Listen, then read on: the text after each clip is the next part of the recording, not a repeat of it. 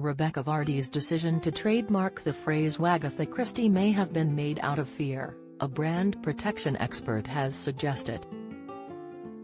On Wednesday, Sophia Maxmed, owner of London Entertainment, confirmed to the PA news agency that her firm had registered Wagatha Christie as a trademark on behalf of its client, Mrs. Vardy. The phrase Wagatha Christie was coined after Mrs. Rooney accused Mrs. Vardy of leaking false stories about her private life to the press in a viral social media post in October 2019.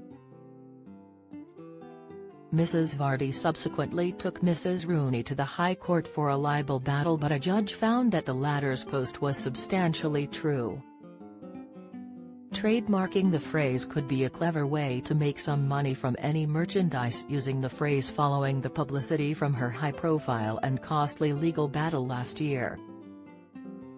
Charlotte Dooley, head of brand protection at Charles Russell Speechlys, said that despite Mrs. Vardy now having the power to stop the phrase being used in productions, such legal action may produce more negative press and incur further cost.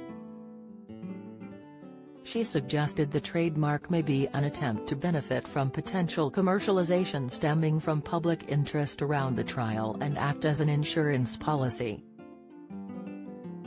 Speaking to PA, Ms. Dooley said, "You wonder why she doesn't let it go away. It's not been a great episode for her, has it? But it might be a control thing. It might be a fear of Colleen bringing out a range of goods and services that are branded and maybe stop her rather than to make any profit from it. There's been a massive media frenzy that tends to create sufficient interest that people might want a t-shirt, for example, or a mug that says Wagatha Christie." Don't miss. Rebekah Vardy shares pics of kids after horror fire at family home. Latest, Vardy v Rooney courtroom drama episode count explained. Explainer, first trailer for Wagatha Christie series sees Rebekah Vardy grilled. Latest, Ms. Dooley noted there was significant reference to fashion in Mrs. Vardy's trademark registration as well as some slightly strange things including household sanitizers and mincing machines. "There's all kinds of cosmetics, dolls' clothes, there's loads of cosmetics bags and fashion jewelry," she said. "I just wonder if it's more sort of riding on the back of that publicity. People have been quite engaged with it and have found it entertaining. Perhaps it's that sort of element of it where there is some value instead. So make some money. It could be getting in there before someone else does and trying to have that control.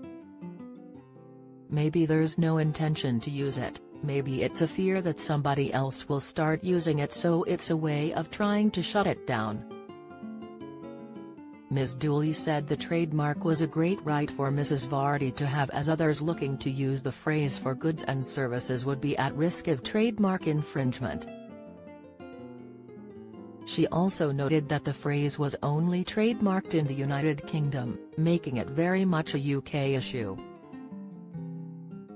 Representatives for Mrs. Vardy and Mrs. Rooney have been contacted for comment.